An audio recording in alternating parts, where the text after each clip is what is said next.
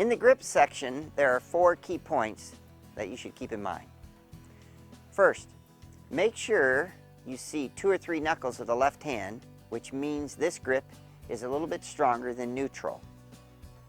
Secondly, the amount of pressure you apply in your hands and fingers dictates how fast you can roll the toe of the club over in the downswing.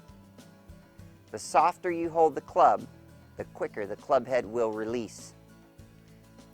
Third, the club should be held more in the palm of the left hand and more in the fingers of the right hand. And lastly, check to make sure your left thumb is covered by the palm of your right hand. Now, let's get down to specifics. Grip the golf club in your left hand. You want the handle of the golf club to cross the fingers at the base of the hand, making sure not to grip the club in the fingers or palms only. The club should settle on the pad of your left thumb. When you place your right hand on the golf club, first and foremost, the palms must face each other. Grip the club with your right hand more in the fingers and less in the palm.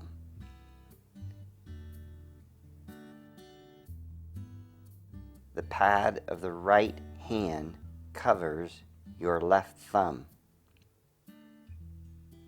Make sure you see 2 or 3 knuckles of the left hand. This is an excellent guide for the correct position of the strong grip in the left hand.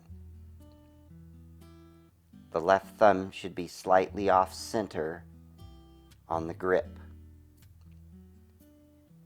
The left wrist has a slight bend and the right wrist is flatter. The grip pressure should be as soft as possible. This will allow the club face to close sooner. In order for a golf ball to draw, the club face has to be closing at impact.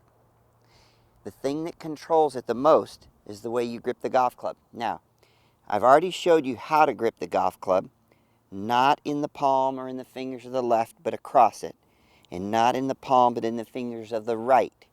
You must have them gripped this way so they'll work as one. If you have the left over to the left too weak and the right correct, that won't help. If the left is over on top and the right is correct, that won't help the club face close. Again, in the right hand, if you have the left hand correct and the right too strong or too weak, they won't work together. So make sure that after you've gripped the golf club and you look down, that you see a couple knuckles of the left hand, and the right is gripped more in the fingers than in the palm. Now, and the palms are facing each other. That's what's really important.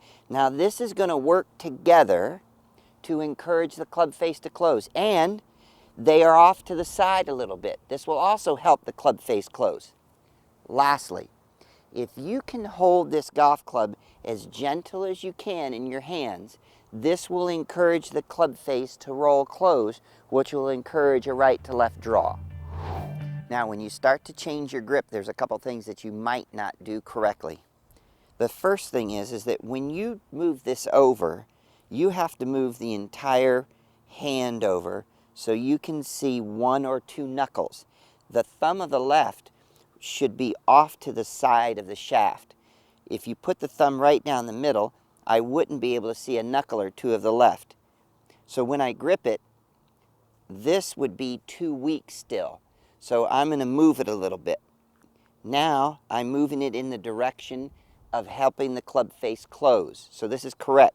So when you're working on your grip, you might look down. This feels great, but when you look down there, you won't see any knuckles. So this is too weak.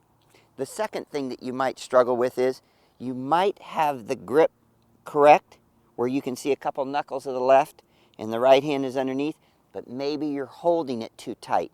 And if you hold it too tight, that delays the face from crossing over and putting right to left spin on the golf ball. Here's a couple of things that you can expect once you start making this change.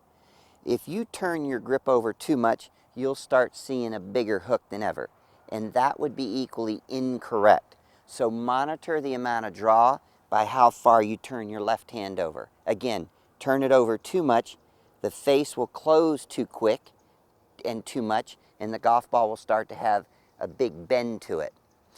If you're doing it correctly, some of you are going to see a much better impact with the golf ball. You'll start hitting it straighter or with a little draw, but it'll start feeling pretty good because you'll be making the correct impact at the bottom of the hit. For those of you that are struggling with comfort, when you make any change and you're going to move this grip, let's say from here where you don't see any knuckles, and you have to turn your left arm and turn your left hand over, this isn't comfortable. It feels good for a swing or two, but if you're a practicer, this left arm is being used differently and you'll get sore here. So just take your time, back off for a few days and continue on, but don't change. Make sure that if you see a draw, that you keep this left hand on top. For those of you that don't wear a golf glove, you might start seeing some blisters. And the reason is because you're going to grip the golf club different. And there's going to be different parts of your hands that are going to come in contact with the grip. And after you've practiced a while, you might start getting a blister. If you get a blister, don't panic. Cover it up and plow away at it. And lastly, you're going to see a huge improvement with the shape of your hits when the golf ball starts curving right to left instead of left to right. Now, when you look down at the golf club after you've taken your grip, you should see 2 or 3 knuckles of the left hand. This will ensure that you have placed a strong grip on the golf club.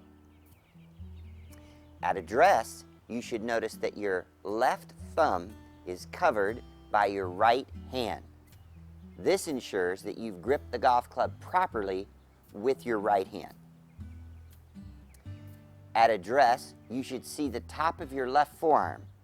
If you see the top, you've gripped the golf club strong with your left hand. And if you see the bottom, your grip is way too weak with your left hand.